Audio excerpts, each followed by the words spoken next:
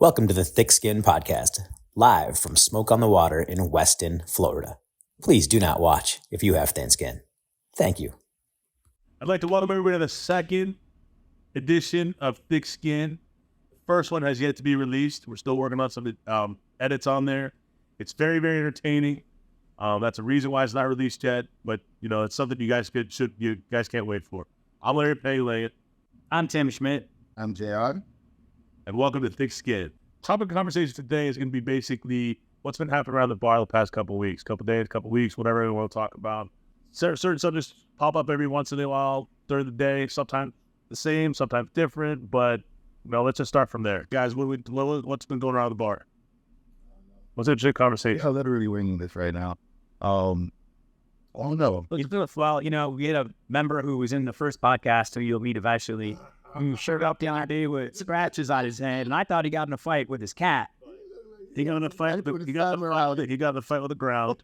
It was amazing. Round one. He's concussed. He's on concussion protocol right now. He's out 2 to 4 weeks. Story. I know the story. I showed up here for the story. Well, he told Dan 6 different stories, and Dan was like, you've told me different versions of this already. You told Tim a different version than he just told me. That's the greatest. So that's the guy that loves Matthew McConaughey, by the way. Yeah. Yes. Like get her. And that'll be released in the archives at like $2 posthumous. But the lost B-sides of fucking Thick Skin. Exactly. I love it. No, I mean, we can touch base on all kinds of topics. Like I think on topics especially that we always talk about, basically, are like especially the staff that we have here and their daily trials and tribulations when it comes to relationships, stuff like that. I mean, it's pretty crazy. And then we try to offer insight to them. As much as they're therapists for, consumers, we're therapists for them at the same time, which is not good or bad. Mm-hmm. So, although we can start from there, whatever else it is. I mean, to my knowledge, all tabs have been paid for. No bounce backs either, so that's a shout out. I don't know. There's one that's outstanding. There is one that's outstanding, but we'll see. We'll see if we can figure that one out. He admitted it to me last night, so. What, he did another? Oh, I don't know. I just think he was talking about pastimes. How many pastimes? There's like single pastimes. Well, we won't name names because, Brandon. But anyway, no, that's fine. Yeah. So, wah, wah, wah. Okay, anyway. So we would start what I heard this morning as far as outfits. Is it appropriate with, sort of like hot girls, people who are hot technically be having that self-conscious. I'm asking you a question because my girlfriend posed this question to me the other day. What brings you to the cigar bar? What, I mean, because, we hire certain clients, we hire certain staff here. Obviously, there has to be a look when it comes to, our staff, male and female, not just female, but, they're part of the product here. Basically, people come to see them as much as they come for the drinks, as much as they come for the cigars and the atmosphere. Right? So the people want to be seen. Now, it's not like a restaurant that wears plaid tops or another restaurant that wears shirts. It's not something like that. But exactly. I mean, that's the thing. We're not like that because I like to think ourselves as classy. There's total class in yoga pants and tube tops. I mean, I say this though, but okay. So listen to me. I was calling the uniform gets you in the door. We don't have a uniform. Yeah, but what I'm saying, what they're wearing gets you in the door. You want to see this person, but the personality keeps you there. Because they obviously not paying for the alcohol. You know what I mean? Like, you're not coming here to overpay for alcohol. Like, and that's just so true it is. I'm being real about it. You can drink home for a lot cheaper. And so you come here for the atmosphere, and obviously the person or the people that's serving you the drinks, the banter you get back and forth. Like, the better on the banter, even no matter how they look, because they can look a certain way. If you don't really get that banter, it's going to be a short-lived type of engagement, for lack of a better word. But what brings you back? What brings you back to a place like that? What brings you back to any place that matter? But to me, it's the community. And everywhere I've lived, from Minnesota to Miami Beach to Costa Rica to here, I've always had a go-to place where I've tried a lot of them, but I always find one where I gravitate where there's people that have similar interests. Here it's drinking, cigars, sports. Yeah. I really should. And bullshit and having thick skin, which is, this bar is probably the thickest skin one I've had. I mean, I can go all the way back to college. We used to sit around a horseshoe called the La Playette.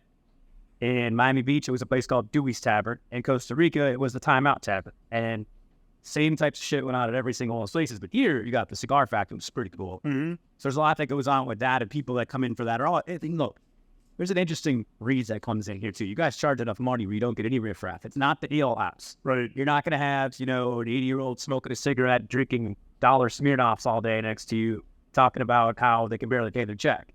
It doesn't happen. Instead, you got super successful people all the way from small business owners to salespeople to legal professions to and everything in between. Yeah. But to me, everything comes back to, you never know who you're going to have a drink with, do a shot with, bullshit with, and you'll hear some amazing stories. No, that's what I tell people all the time. When you sit next to somebody here at this bar, like, you don't know if they have $5 in their pocket or $5 million in their pocket. That's the beauty of our bar.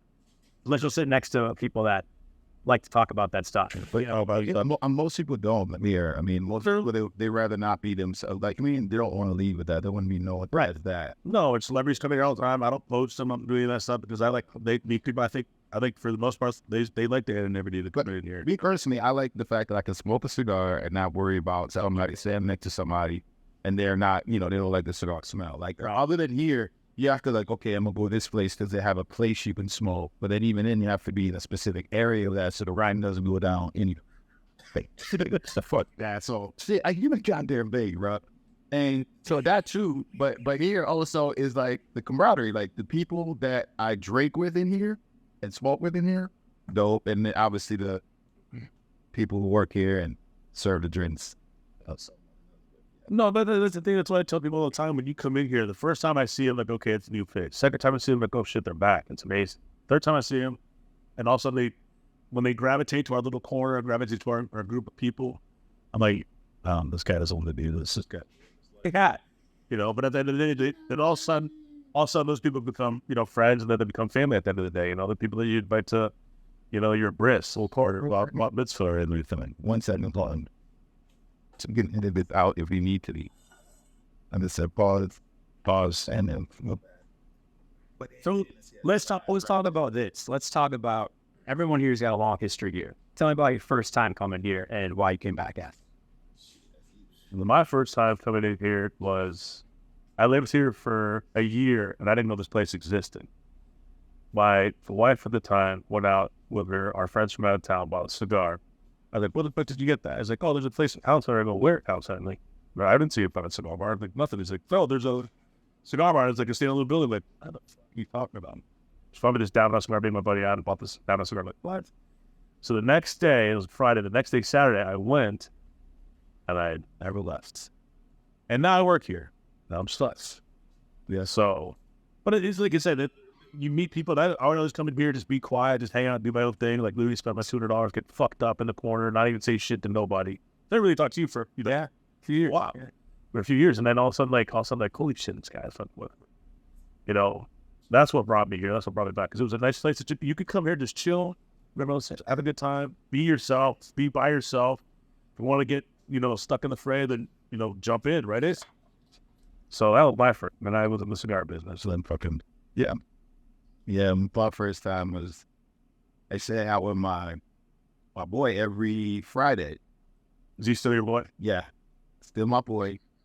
And he's tied up more than, he normally would be. No, that's just stuff. All right, so, way back in there, we're saying out every Friday to get Starbucks. What do you mean tied up? What do you mean tied up? What?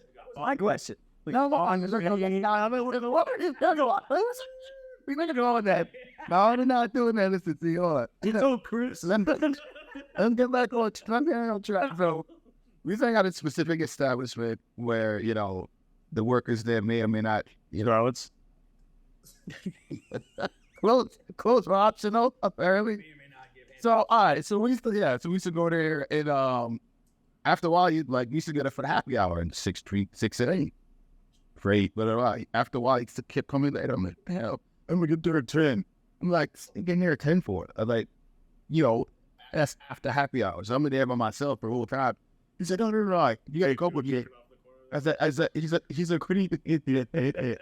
That's not a no. That's not a no. That is not a no. That is not a yes, motherfucker. I do this shit like that, man. Anyway, so he used to come see somebody here. I'm not going to, but so he told me, and I see, I know. He used to be like, he's like, yo, I got this girl over here that I think you might like, so you got to come see the place out. The girl very friendly, this and the third, but this specific one I think is long story short, I pull up. I walk in to the back side of it, like not the front here, but with the umbrella. The front, yeah. Umbrella. I go in, all I hear is, "What's up, motherfucker?" And I look across. I see like 3 people I know that I used to hoop with for God knows how long. When I moved down here, I used to hoop out at Weston in the Western Regional Park. So I knew Sherry and Billy. They're over there sitting out. Yeah. And I was like, "What the fuck are you doing here?" They're like, "What the fuck are you doing here?" I'm like, "This motherfucker brought me here." They're like, "Well, shit." Long story short, Shannon bought me my first cigar. And ever since then, I've been smoking cigars and coming here, and the vibe just getting crazy. So, like, I mean, I used to come once a week. Then it became twice a week. Now it is. It ain't so. And now you pseudo work here. Yeah, a little bit. So mine's actually the second trip is what really sold me. The first one created a treat. Second, I was renting a car. I was in the process of moving to Weston for the first time from Costa Rica. And I was making multiple trips to bring stuff back. It's set up, Renaissance, etc. I rented a car at Enterprise, and Red's brother was working there at the time. And he was like, "Where are you from?" I told him my story, why I need the cars. And he was like, "Yeah, man, you should check out the cigar bar. My brother works there, a lot of good guys up there. Like, I think you'd like it." So he gave me there was actually coupons at one point. It was like 50% off your first drink. He gave it to me with the Enterprise owner card, which is a nice little racket.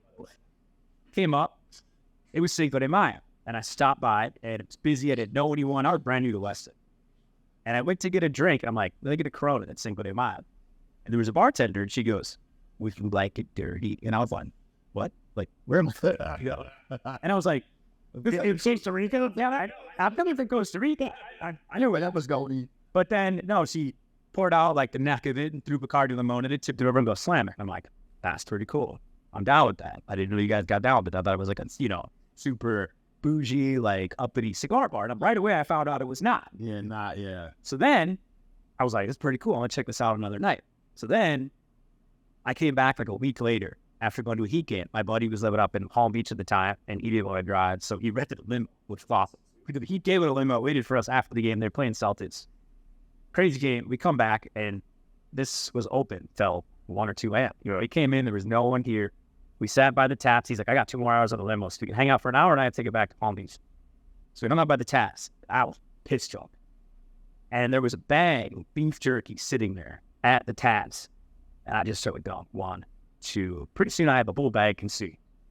And this woman walked over and said, "Did you just eat all of that?" And I was like, I'm sorry. Was that yours? Like, I'll buy it from you and offer to give her money. She goes, "Oh, no, that's okay." And she goes back and she sits down and starts laughing.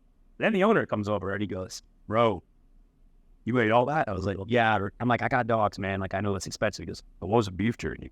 Those were dog treats. You just ate that whole bag." And I'm like, "Oh my God." I'm like, "Thank you for this." He goes, "Dan, I own this bit." He's like, "It was a pleasure watching you do that. You're welcome here anytime." I don't know what. So you ate his dog treat to beat up his fucking Halloween prop. Yes. Was thrown out of Halloween one year. They drawn in. I mean, we have a lot of stories. We keep coming back. Oh my. Cool thing about here is that you could mess up. As long as you're mad about it, make amends. I mean, all those away. All you gotta do is just fess up. That's the one thing about this place too that I'll say is different from a lot of other places, bars that I've either managed or been to. I've been to, hundreds of these things. Dozens of hundreds. Hundreds. I do spoonerisms a lot, which is saying shit backwards, right?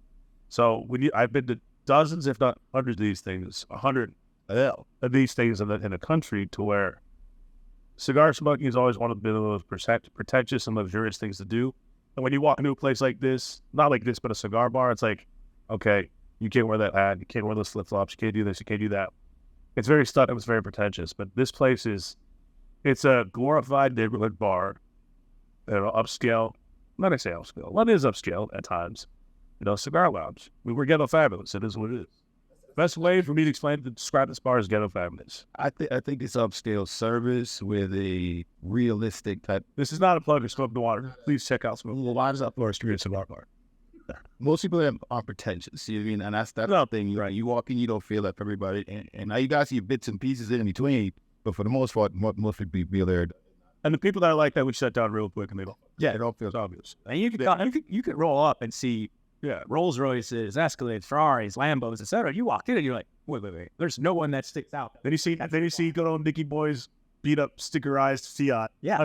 And that's funny too. That's a great point. You can see some shit in a parking lot, and you go there, and you would not know driving what. Like literally, you don't know until they go outside. Like, no clue. Were you guys there when Dan was sticking on the Rolls Royce? The SUV. No, I heard about that, but no. He's like, this bitch. My fucking Ford's better than this thing. He's kicking at the owner because like, yo, man, that car. That's the greatest. That was funny. So nothing. That's why the reason why I asked the question at the beginning. The first question was, so why you come back? Why would you come back to a place like this? What makes it appealing? You know, is it the staff, service? How much are we in? Are we switching gears yet? Or no? Switching gears. And we can switch gears anytime. But you see what I'm saying? Segways, man. Segways. That's the key to a place like this and the success. And like I said, I've formed a lot of friendships, a lot of bonds. No, with you guys, So like you pause. I didn't Don't like you. Oh my God. I mean, but I was supposed to say you people. What you people? That's a rap episode. That's what I'm saying. This is gonna be a running trail. Yeah. What? What? What? I thought you said so. Podcast might as well be called UP. And it was a white podcast. Those guys, it's be like, No, I didn't mean like that. But you know what I'm saying? Well, I did. I did not mean it by that because when people look at me, they don't know what the fuck I am. They don't fuck. You know, and then they especially living down here in South Florida. People come to speak Spanish to me all the time, even though I understand it. I'm like, yeah, I'll take a cheeseburger. Shut the fuck up. It is what it is. Yes. You know? Then they'll look at Tam Schmidt, who knows Spanish, and then they'll talk shit probably behind his back and be like, yeah, go fuck yourself. You know, well, that's a thing. Happened to me when the barbecue guys came over about 10 years ago to cut. I mean, that's what's funny. They came to clean it to need some maintenance, and they were like, it's junk. Like in Spanish, they're talking about they tell me it's junk. We'll take it away though for free. Yeah, we'll get rid of it out of your backyard. 'Cause it was a huge grill.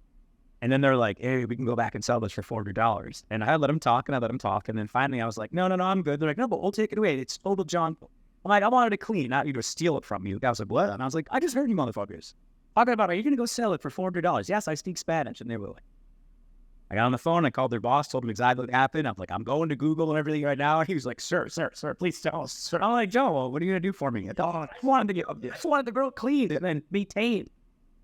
That happened. So yeah, no, it's a product of what happens. That's how it is. Yes, that's how they too. So what do you want to segue into, sir? You people, so that what people want to go into the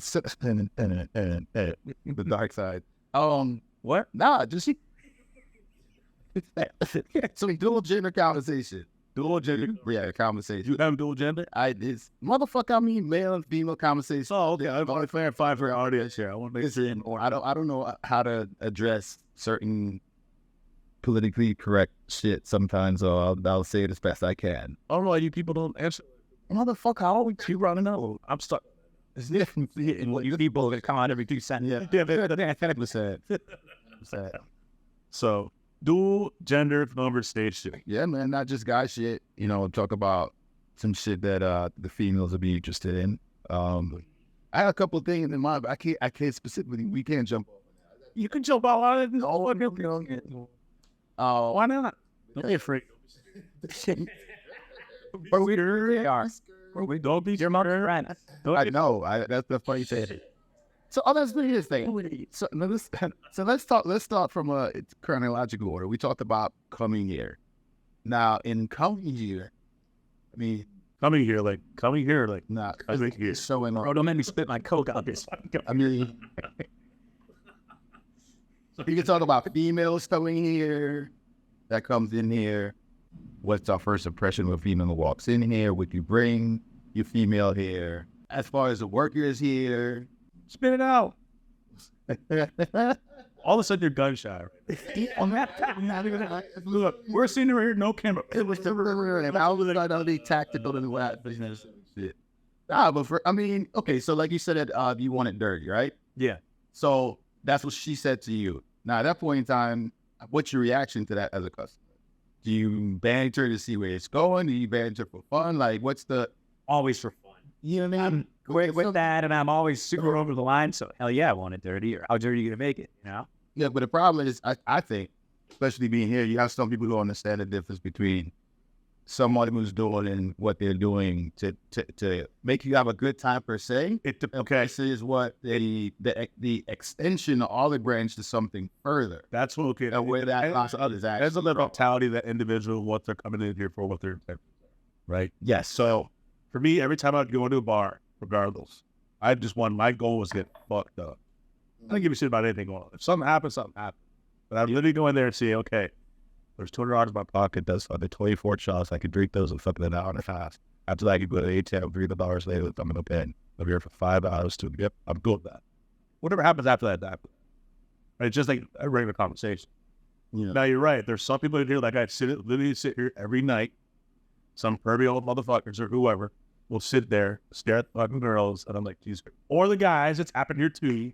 Whatever. So well, it said episode 44.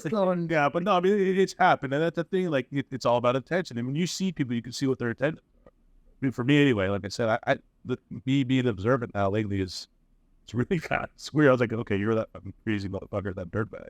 Yeah, that's what you see. But to your point, it's all about what's your intentions on that evening. You just want to have a good time and let things roll, let things happen. Then okay, I get it. But if you're literally out, my experience is every time you're always out for the hunt, nothing happens. Yeah. But shit just happens. Or basically it's like... Right. Or you're rolling to something we did in college, which we called No Pride Night. Yeah. And I had a friend, no name's Kevin, that would literally call No Pride Night every night. You called No Pride Night, it was like, you're going to hook up and no one can make fun of you because you called No Pride Night. But that's up north, especially in the cold when they got pink jackets. You like to find the girl before coat check, unless she's got a big sweater on. You still can't like. Coach, you ever know you're getting under? No coach. That's the thing about we don't know what when they're down here. Yeah, coach. Like, coach check like that. They feel off that pico. You don't know what you got underneath down. Yeah, and you go by coach and check it out. Here there are some bartenders and customers that dress like they're going to a disco, and there's nothing left to the imagination. Disco. Had a meeting. Disco. Well, sometimes on Friday nights when I play. Animated disco is the best. No, you're right, but yeah, something left to the imagination. That's the thing too. And then all of a sudden, like that's the thing when guys see that with a girl or vice versa, because it happens both ways. Let's be honest, but girls are just as bad as guys. They truthfully are. Ooh, they really are. So when you see somebody, they're dressed like that, that means this isn't. It doesn't mean that like honestly. Okay, I'm glad you segued into that. Perfect. That's top of mind. So that standpoint, when you see a particular person or worker or a C worker, sex worker, the staff member, right?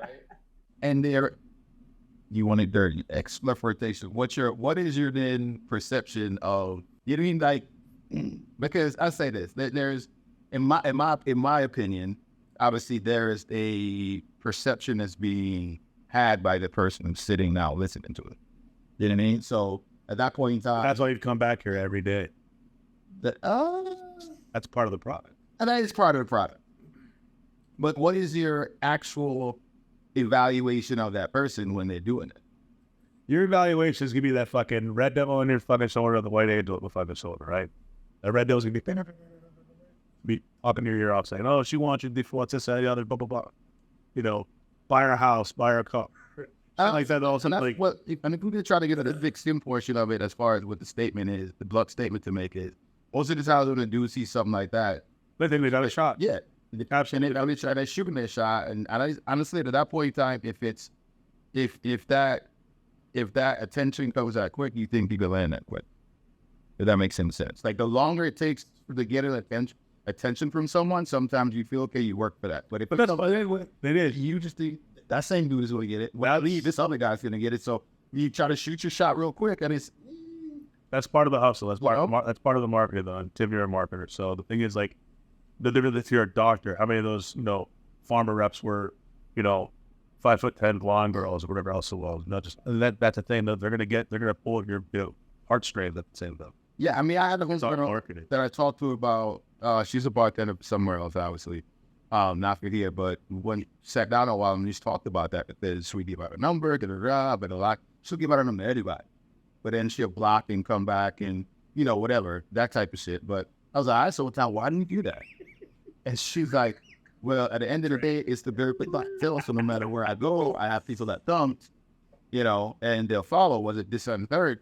I was like, yeah, but what it was explained to me from her standpoint is it's a line that she tries to balance, wherein the person kind of thinks they might have a chance, but they don't really think they have a chance. But it's like just enough so they don't go away, but not too much that they think they're going to do something crazy. And it's the same question again when some of our female customers come out to be like, "Oh, I'm not you hire guys." I go, if you look at my clientele, like 80% or 90% are guys. Mm-hmm. So, and then all the female customers like, "Oh, we like to see guys with that." Like, okay, we have one or two. I must see it. Yeah, I'm on that. And Absolutely. exactly. Best bartender ever. Great mixologist, amazing. Personality is amazing. What's that? Is that your shoe? Yeah. No, it did not fart. I heard a fucking. Anyway, This is big skin, not big farts. yeah, or foreskin. But anyway, no, like that's the thing. Like, if you're a great bartender, great mixologist, and you could appeal to the masses, then that changes things. I didn't really make farting noise. There, dude. That's it. Oh, that was a little weird, man. No. But anyway, I don't gamble with shards. yeah, but that's the thing. Like, it's what brings the customers back. That's what you want as a bar. You want people to come back. It's all about No, absolutely. Repetition. One more diving segment I want to dip into. So at that point in time, we talked about events and everything. Would you date, generally speaking, a bartender, a server? If you do, you have to understand. Yeah.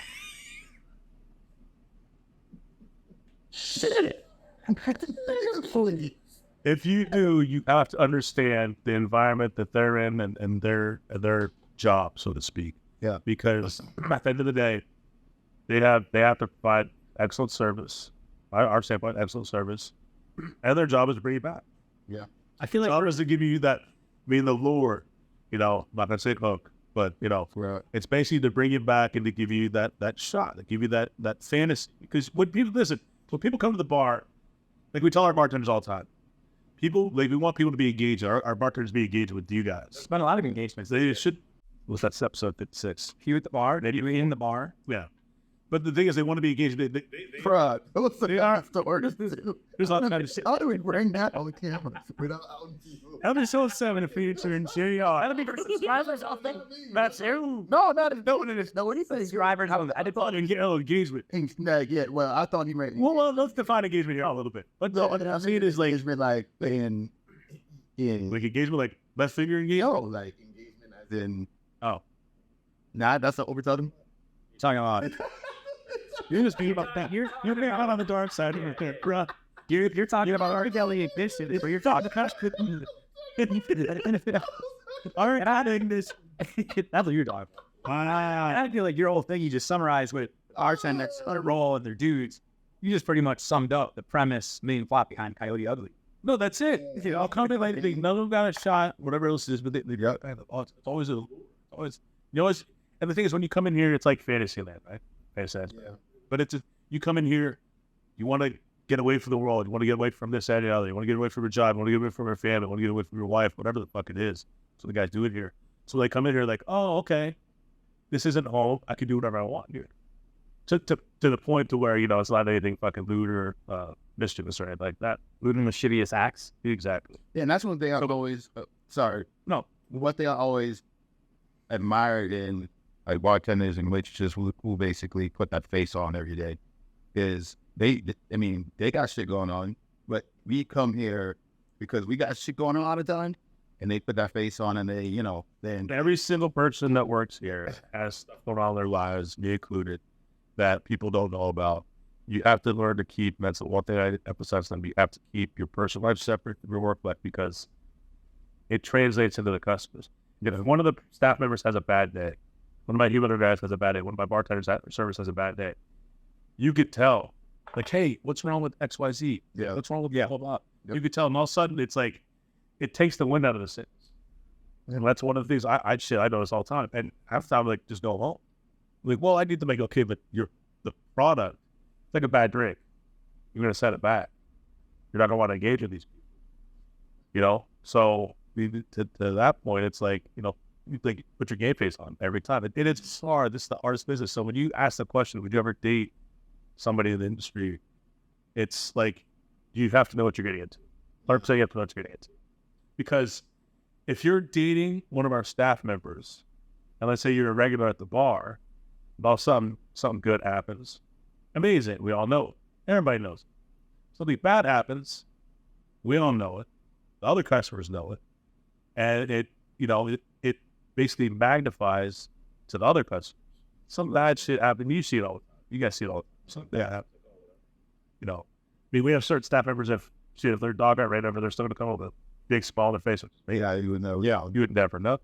But then there's other people that just like, this, that, the other, blah, blah, blah. Oh my God, I just washed my car with some dog shit on it. Bird, so I'm like, oh, now I feel bad. I mean, then all of a sudden they can't switch it off. Have you ever had a dog in your car? Believe it or not, I actually have. I'm gonna tell you, Mike. Was it a street? No, bro. I'm gonna tell you what. I'm a monkey lady. When I was in college, I had a Ford Expedition, brand new. Right, you baller. So fucking it had NIL. That was NIL back then. There's those running boards on the side. I watched this fucking Rottweiler in Columbus, Ohio. This Rottweiler park, like I was right there, Rottweiler shit on my running board.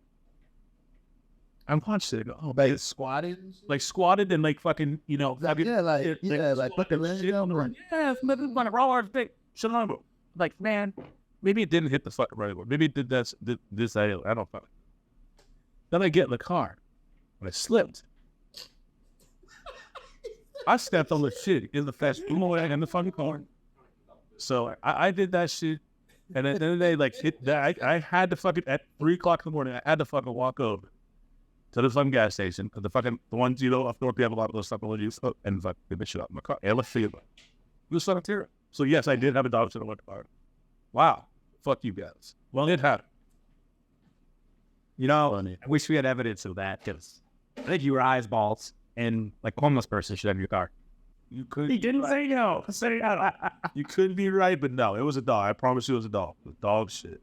Speaking of shit that happened with a dog in the car, a bunch of years ago, rest in peace, my little dog, Snoop. We just put him down weeks ago. He was in my car, in my range, and I went inside to get something else. And I left the car running with him in it, the keys in it, and I didn't have a back set. I came back outside, and the door was locked. He'd stepped down the lock. He's sitting there looking at me, like I had somewhere to go fast with him. And I tried dude, what do I do? He stepped down the window. It was going down, and then the minute we'd go back up, he was locked in the car for like 25 minutes. So finally I got outside, and I was just trying to get him animated. And finally he ran across the car. I was riding back and forth. He ran and pushed the ball on lock. I had a moment to get it open, but for 25 minutes in Florida sun, I was sweating trying to get him to open the goddamn door, yelling at a dog, like he knew what I wanted him to do. And finally, he stepped on the unlock button, and I was able to open the car. Yeah, had it. So why don't you answer your own question that you asked? Have dated a bartender soon? I look. Wah, wah. No, I did a couple of times. I felt like we needed a sound there. It was dead silence. I did a couple of times, but no, honestly, I wanted to really touch on that only because, like we talked about, when you go in and you get that initial, that's the hook that kind of gets you sitting down, the band through the back and forth. That's what it is. But then you have a lot of people who don't understand. There's a line there that, for the most part, is never. It's very rarely crossed. You are allowed to be crossed. Correct. Let's flip this one. What about some of these staff? Any place you go to, their expectations about trying to find somebody out there that's gonna, let's say, take care of them wherever else it is. Well, you manage the staff here, so I think you should answer that question. When you hire a bartender and the conversation comes up or you see it happening, what do you do? Be careful. It's simple. I mean, at the end of the day, it's like you listen. And trust me, I'm a guy. Now, I'm not like everybody else, but at the end of the day, you have to understand, like, a guy's attention. Girls' attention, say. Well, I don't say it. Yeah, they're looking for whatever. But if you're looking for a relationship, you have to understand what qualities you're looking for. There's a relationship, what qualities you're looking for, other than a partner, whatever else it is. I was joking with our staff members, actually, like, oh, hey, give me 5 things that, you want to see in a relationship. What's up, Raquel? So let's say, if you're looking for 5, give me 5, name 5 things, right? Name 5 things. These girls would sit there, blurt out like, oh, they have to be understanding, that's the loyal, they can't lie. You know, they have to be in touch with their emotions. They have to be spiritual, blah, blah, blah. I go, oh, you just mentioned blah, blah, blah. Why don't you go date him? They're like, why didn't you just say good looking? They have to be this and another. Like, it's like, oh, give me the bullshit. Right? That's, I was like, that's what you're fucking looking for. Right. Like, everything has to match. Yeah. You know, 1 + 1 needs to equal 10. Yeah, nobody wants to say the real shit. They want to be judged. They want to give you the fucking. It matters. It matters. You have to have chemistry. Yeah, That's all kinds of shit.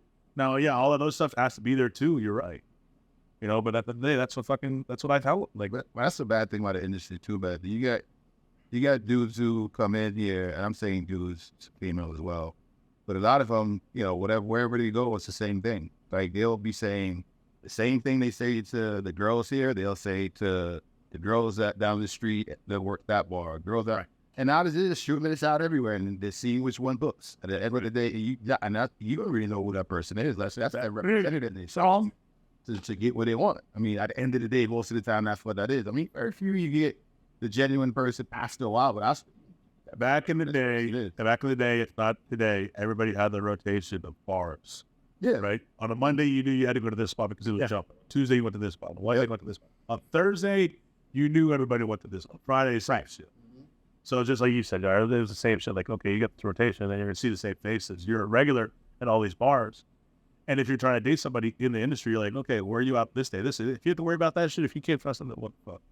You have to also, people in here in any other bar in general, they meet people just because of the high volume of contacts they make. Absolutely. Like, I work at home. I'm a digital marketer. I don't see people all day unless I go out for lunch, come to happy hour, or my son is a game. Like, my friends are all from Cigar Bar and soccer parents, largely, in Weston, right? I barely know anyone outside of that. I can maybe name 5 people that I met outside of those circles. So if I work all day, like, that's why I come for happy hour. Like, I don't talk to people all day. Like, sometimes I have a phone call. Other days, I'm just sitting there managing content, sending reports, analyzing stuff like that. So you pop off at 4 o'clock. Pop off. Sometimes people decide my release. I sit there alone and I drink water and coffee and hit the vape. And, but that's it. But when you come here, like, and it's the same for, like, you know, bartenders, servers, whatever. You're at home all day. When you're not here, you're sleeping. When you come here, you're like, oh, I get to see people and talk. And I think we all like to do adult interaction. You have to do fucking exactly. Yeah. You escape your reality fucking work. If I didn't leave the house, I'd be so bored. I'd be so dead.